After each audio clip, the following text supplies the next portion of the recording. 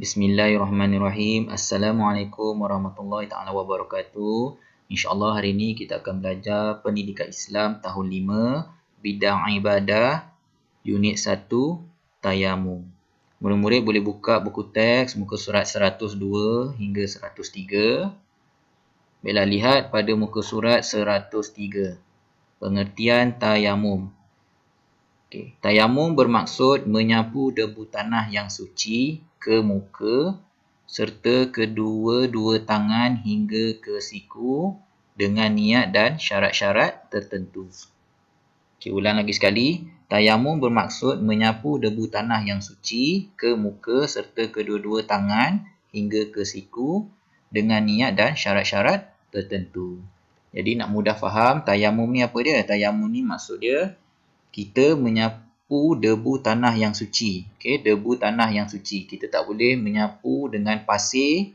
Contoh macam pasir dekat pantai. Kita tak boleh menyapu dengan tepung. Kita tak boleh menyapu dengan bedak. Kita nak menyapu debu tanah yang suci. Menyapu ke mana? Menyapu debu tanah yang suci ke muka serta kedua-dua tangan hingga ke siku.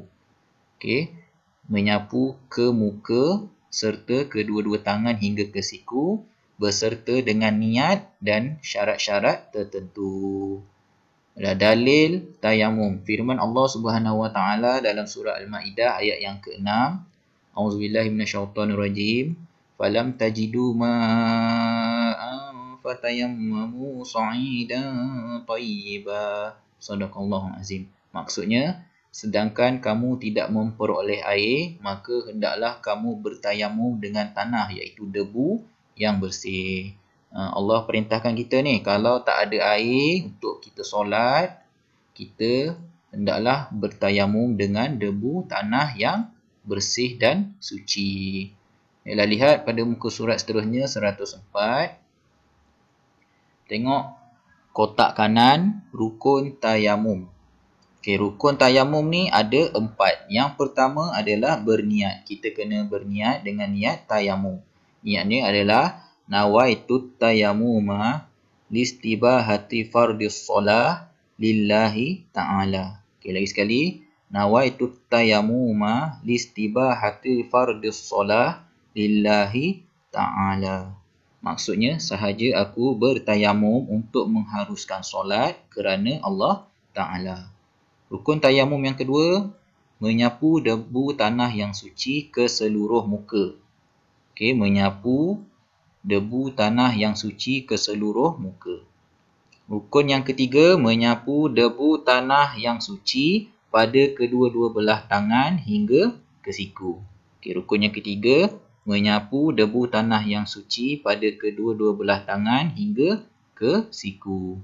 Dan rukun tayamum yang terakhir adalah tertib. Apa yang dimasukkan dengan tertib ni? Tertib ni maksudnya adalah berturutan.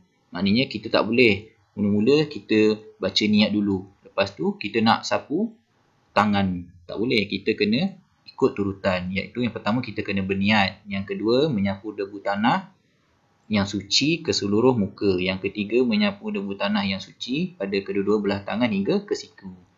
Kita tak boleh nak pilih. Mula-mula kita nak sapu tangan dululah, lepas tu baru baca niat. Tak sah tayamum tu.